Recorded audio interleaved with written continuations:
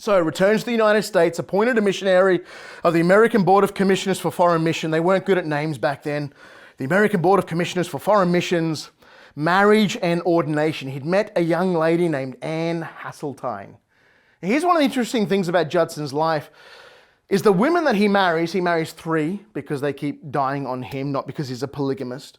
They each have their own staggering story. And you can actually learn about their story. So Anne Judson has a biography to her credit, and it's a wonderful biography written by Sharon James. It used to be called My Heart in His Hands. I think it might be titled differently with a new publication. Now, we're going to talk a little bit about his second wife later on, so I'm not going to give anything away at this point.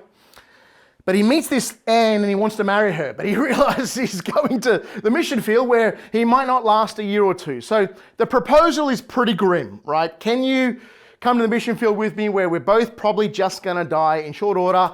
Does that sound fun? Well, Anne had the kind of pluck that would agree to it, but she said, you need to convince my father.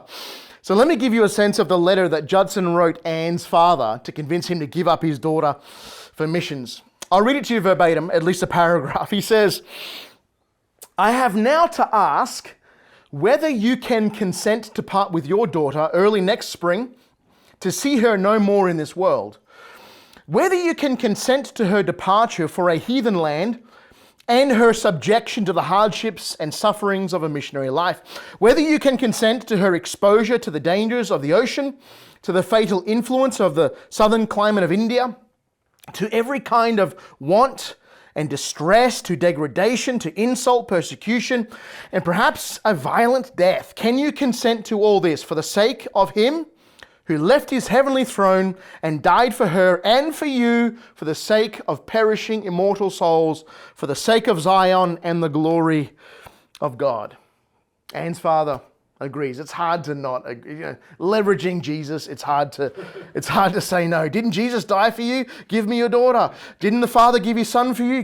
So Anne's father says yes, she becomes Adoniram's husband. Subsequently, they're married, and she takes her place among the first group of missionaries from America sent overseas. Anne serves with her husband Adoniram in Burma from 1813 until her death at the early age of 37 in 1826.